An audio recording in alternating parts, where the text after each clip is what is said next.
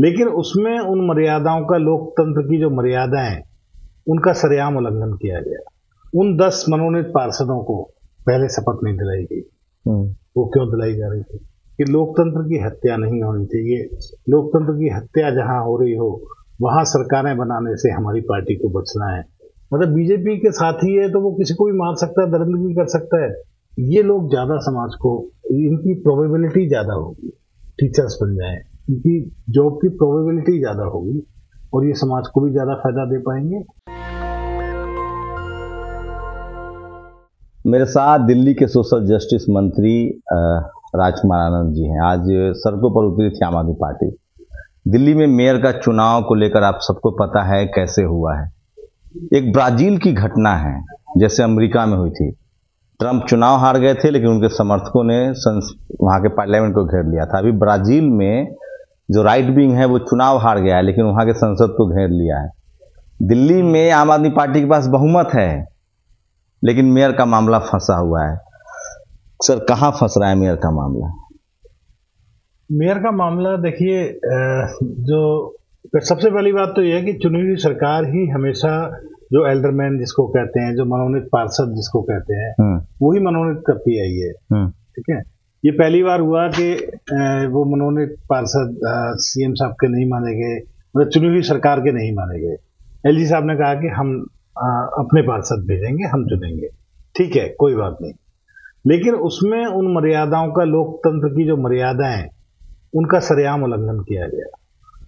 संविधान कहता है, आर्टिकल 243R, उसमें साफ साफ लिखा है कि अगर आप करना चाहते हैं तो उसमें आपको ऐसे लोगों को नॉमिनेट करना पड़ेगा जो एमसीडी हाउस चलाने में, एमसीडी का कार्य कराने में स्पेशलाइज्ड हो। ऐसे लोगों को नहीं लाया गया जो स्पेशलाइज्ड हो। इस बहाने बीजेपी के छुटभइये, हारे हुए नेताओं को नॉमिनेट कर दिया जाता है। एक बात। दूसरी बात, कभी भी जो एमसीडी की रूल बुक है, जो एमसीडी का क्या बोलते हैं उसको,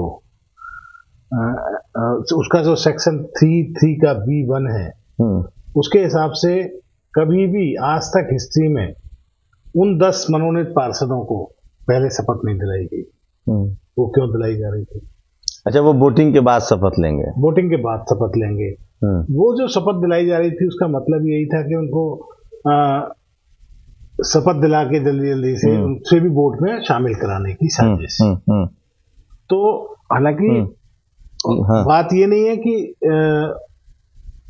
वो 10 आदमी अगर वोट कर भी देते तो उस दिन हमारी मेयर नहीं बनती, हमारी मेयर फिर भी बनती। क्योंकि आप गणित तो सामने ही है, 104 उनके हैं, 10 ये हो गए, 7 उनके एमपी हो गए, हमारे 13 एमएलए हो गए, तो सब गणित मिला के हमारे अनुकूल था।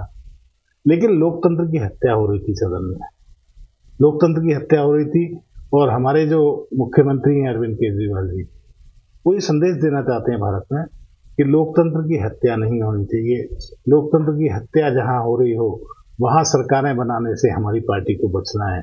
हमें लोगों को ये बताना है कि कौन लोकतंत्र के साथ खड़ा है, कौन संविधान के साथ खड़ा है, कौन संविधान के खिलाफ खड़ा है। लेकिन गणित तो फिर भी आप लोग के साथ है, आंकड़ा तो आप लोग के साथ है। मैं वही तो कह रहा हूँ कि हम चाहते तो उस दिन फिर भी मेयर बना लेते, लेकिन आखिर ये एक्सपोज कैसे होते, इनका पता कैसे लगता। आज ये आप देखिए कि वो 10 आदमी जो नॉमिनेट किए गए, वो 10 नॉमिनेट ही नहीं किए। देखिए, हर उससे एक लिया जाता है।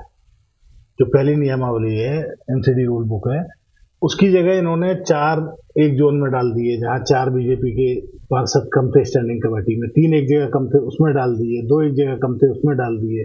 तो अल्टीमेटली जब आप स्टैंडिंग कमेटी में चीटिंग करके अपने स्टैंडिंग कमेटी बना लोगे आधे से ज्यादा या आधी, तो मेयर तो फिर एक मतलब अधिकार उनके सीमित हो जाएंगे।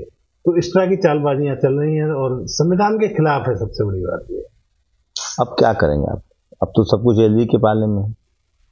अब एलजी साहब कह रहे हैं कि हम 13 विधायकों को सस्पेंड कर देंगे। तो अगर ऐसे चुनी हुई मतलब 67 सीटें आती हैं, तो भी अगर आप अपने काउंसलर को बचा लेते हैं, अगर आपके काउंसलर बीजेपी के पाले में नहीं जाते हैं, तो अभी 135 का आंकड़ा है आप लोग के पास। वो 10 उनके मनोनीत तो 114 हुए, 7 उनके सांसद हुए, नहीं, बीजेपी में तो हमारा कोई भी पार्षद नहीं जाएगा, ये बात तो पक्की है। 2013 में हमारे 28 सीटें आई थी, 28 विधायक थे हमारे, और बीजेपी के 32 विधायक थे।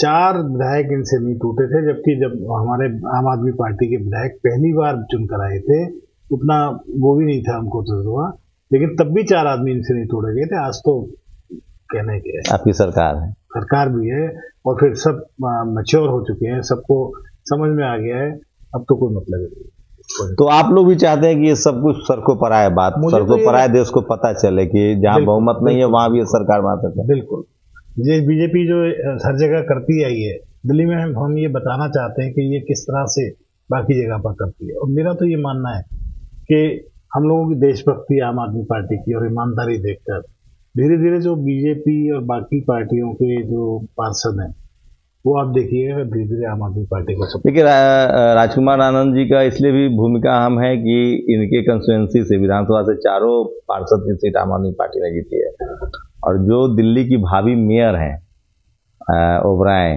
शैली ओबराय, वो भी इन्हीं के कंस्टिट्यूएंसी से हैं। तो ये भी आज सड़कों पर आए थे, शैली ओबराय भी सड़कों पर थी। तो लेकिन लोग अभी भी टीवी अखबार वाले तमाम हमारे पत्रकार साथी हैं, वो लोग मतलब उनका स्पेकुलेशन है, उनका भविष्यवाणी है कि जोड़ तोड़ करके बीजेपी बना लेगी। क्या कोई है आप लोग के पास प्लान बी, रोड मैप?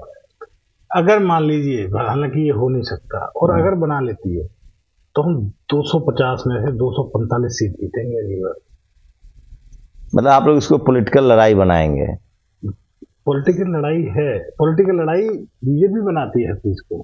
देखिए, पॉलिटिकल लड़ाई बनाना एक अलग चीज होती है, जो बीजेपी करती है वो स्ट्रगल फॉर पावर है।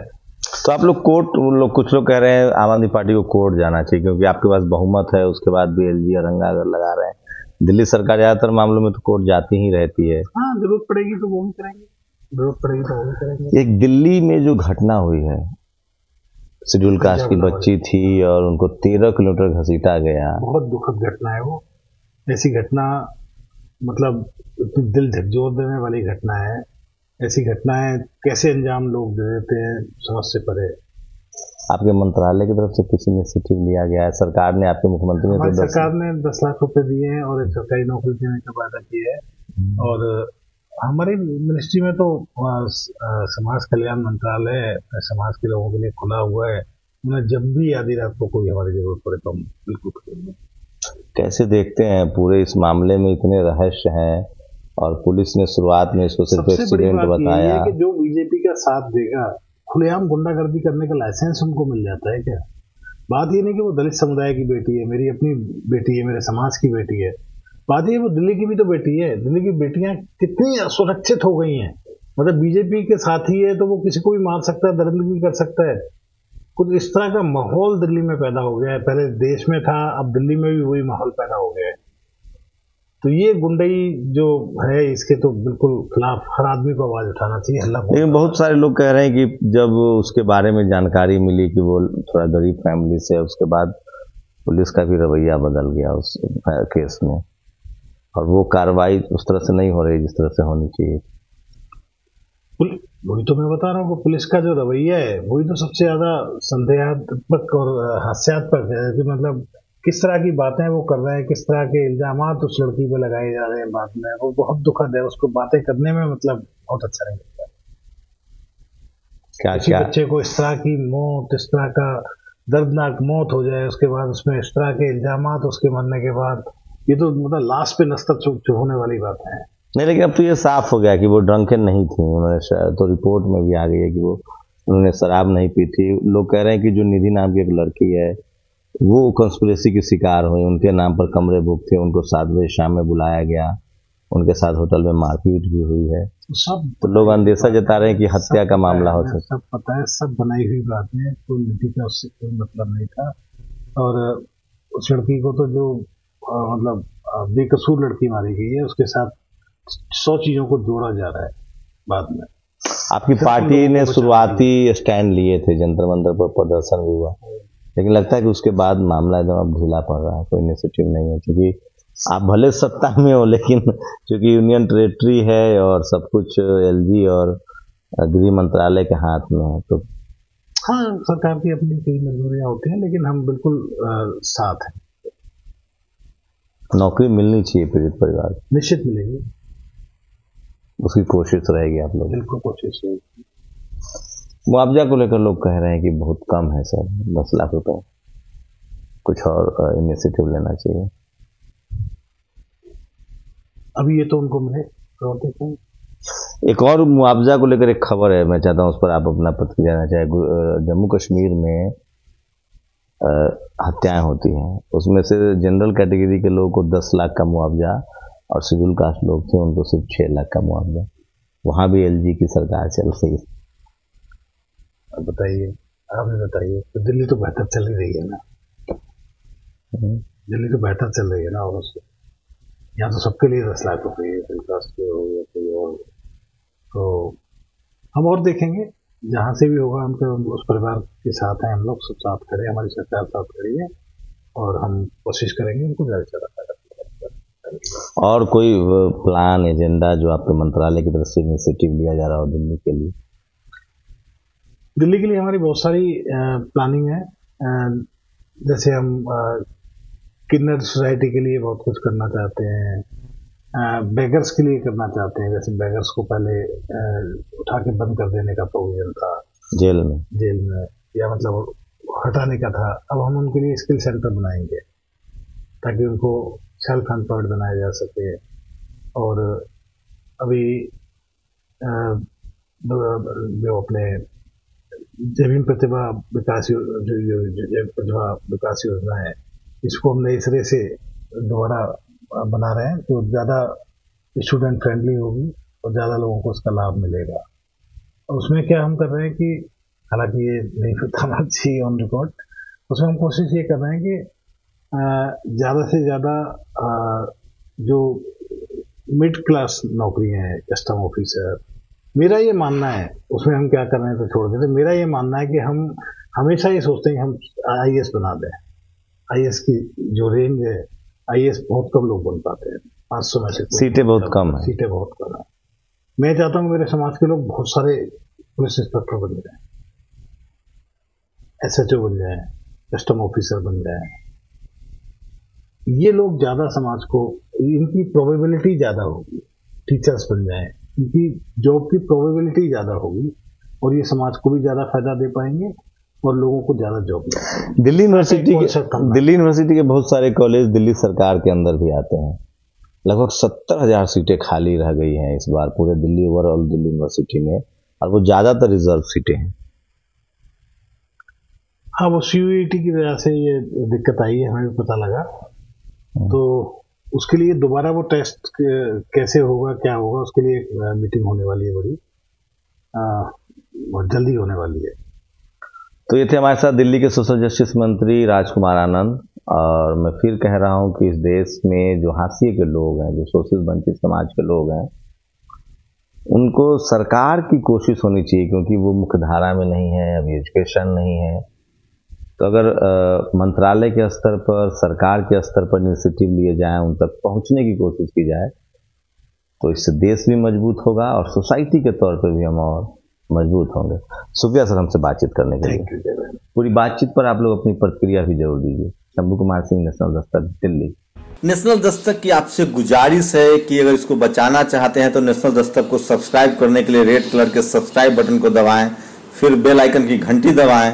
नेशनल दस्तक को बचाने के लिए बहुत जरूरी है कि हर खबर को शेयर करें, लाइक करें, कमेंट जरूर करें।